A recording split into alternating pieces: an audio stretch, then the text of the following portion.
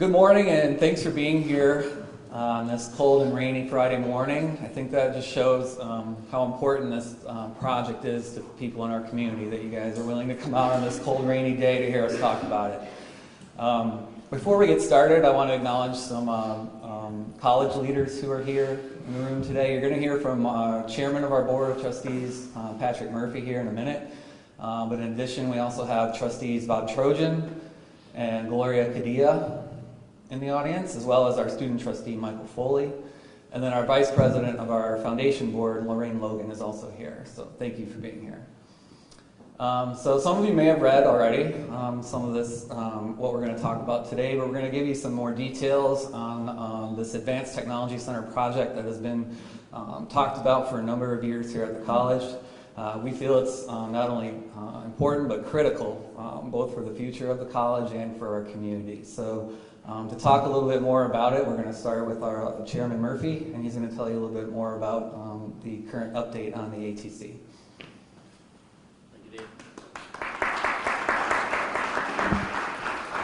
All right, I want to thank everyone for coming as well, and the supporters that could not make it. I know I spoke to a lot of the local elected officials, Sosnowski, Cabello, Severson, Stottleman, West, and a lot of them. I appreciate all of their support and all of your support as well. As you know, RBC has been preparing for an ATC for many years. This goes back to when I got on the board in 2013.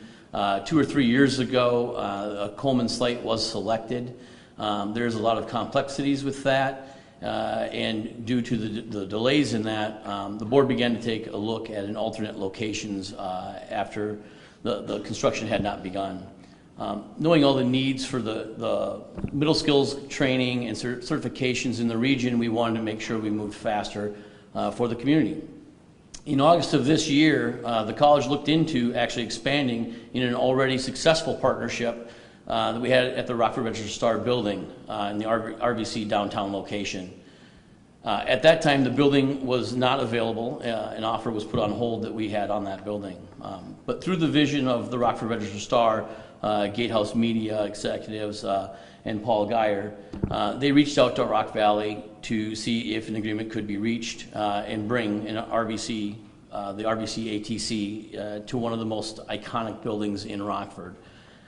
I'm happy to report that as of yesterday, an agreement was reached between the Rockford Register Star and RBC. We will be expanding our footprint in the Rockford Register Star building, and we'll be able to include new programming for the community as early as next fall. Dr. Jensen will mention a little bit about that later on. Some of the basic details of the agreement is that we will expand from 15,000 square feet to about 100,000 square feet or more. We currently have a lease rate down there at about $250,000. That will go to about $300,000, so it'll increase slightly, but we will increase our footprint significantly. And then we will have the option to purchase after 42 months as well, and all those details are in a press release that Dave Costello has for everyone. Again, I just want to thank the Rockford Register Star, Gatehouse Media, specifically Paul Geyer, for their vision, their willingness to work with RBC, and a continued partnership bringing workforce development, training to the community in the establishment of a regional advanced technology center. And with that, I'd like to introduce Paul Geyer from Rockford Register Star.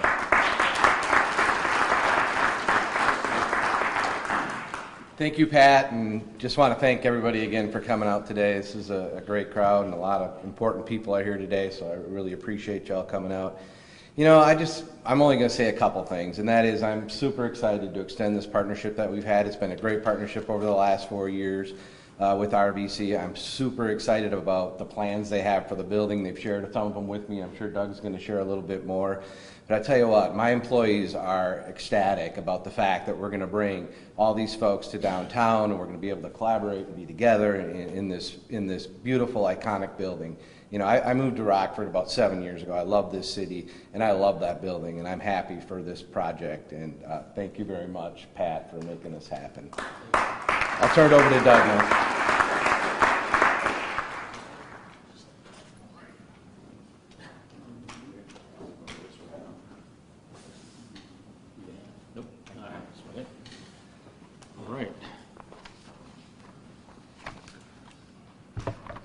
Well, thank you everybody for coming out today, and as I'd like to thank Paul and Patrick for their support and leadership to make today's announcement possible.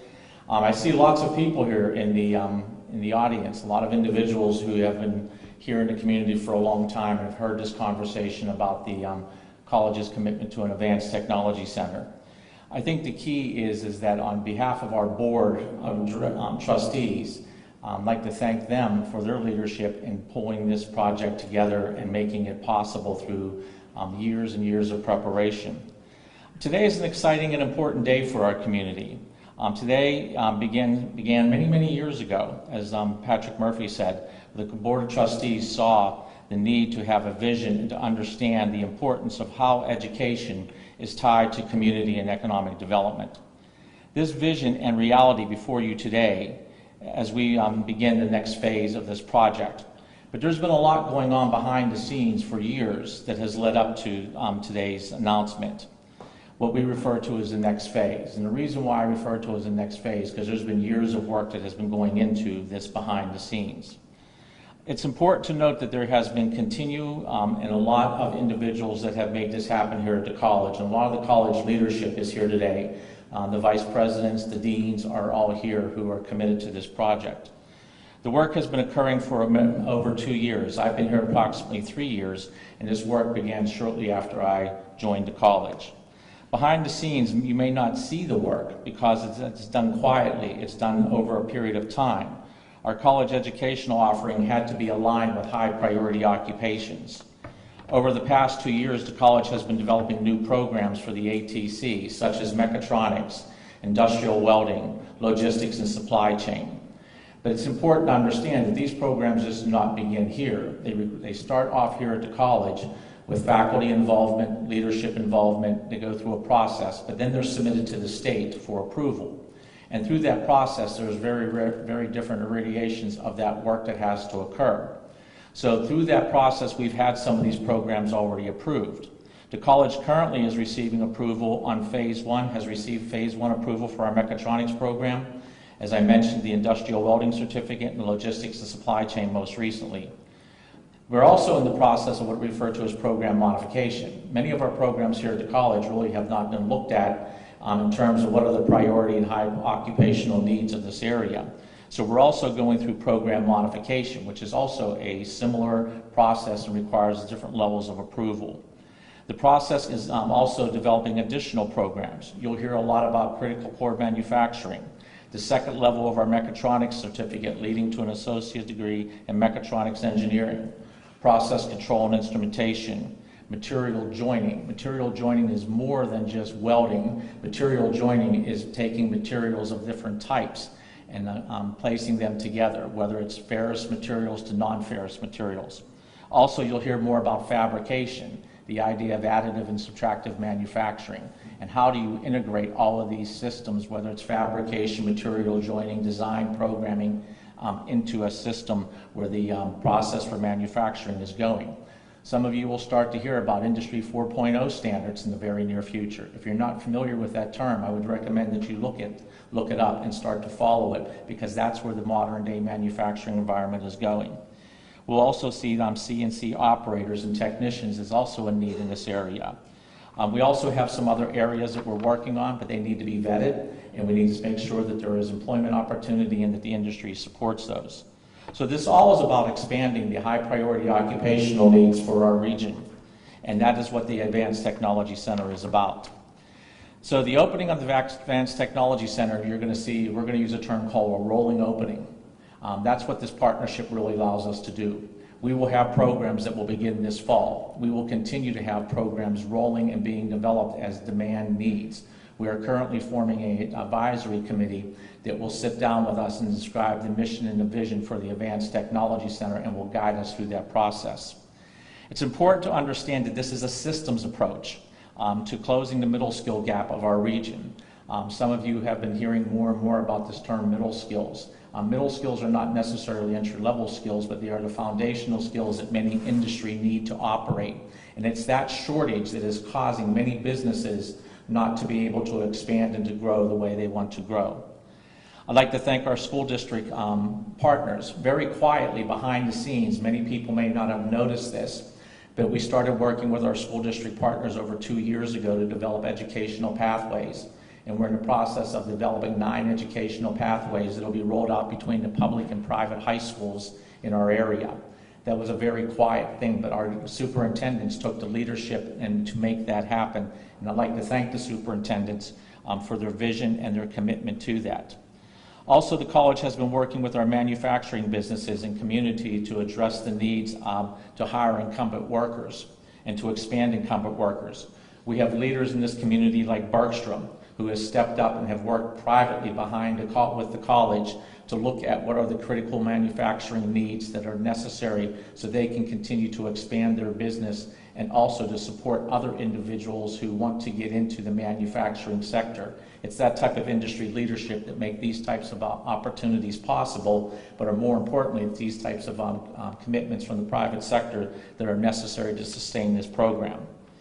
The other thing I'd like to just mention to you is the work that's been going on with our partnership with the economic development community and talking with these individuals, specifically RADAC. And I see Nathan is here today.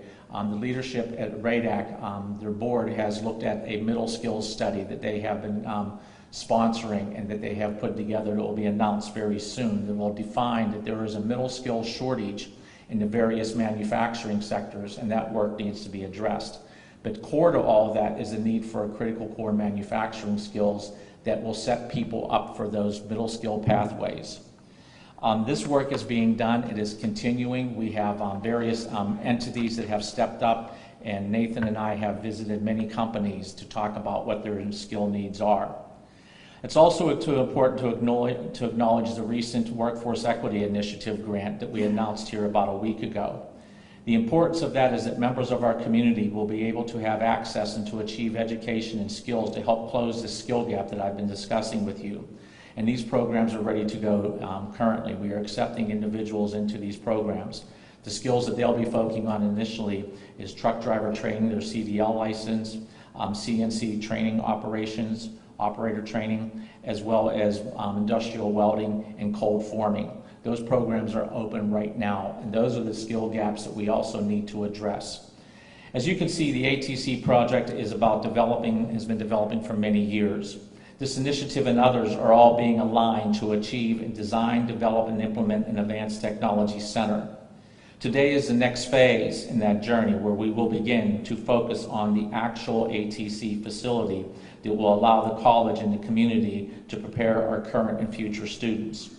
Whether these students, these learners, are adult students, or whether they are K-12 students, high school students, whether they are seeking careers in highly technical manufacturing environment, or they are new hires at one of our growing businesses or expanding businesses, or they are currently employed and need incumbent worker training to advance those skills so those businesses can continue to grow and further develop their footprint in this region.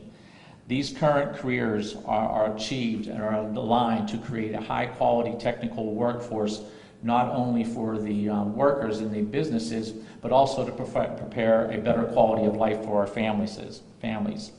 So this is an investment for this community, and it is an investment in our future, and that future begins today. Thank you very much for coming out and talking to us about the Advanced Technology Center.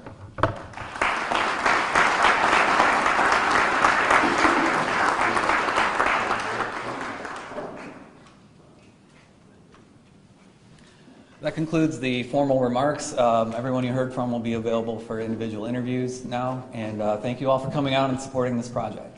Thank you.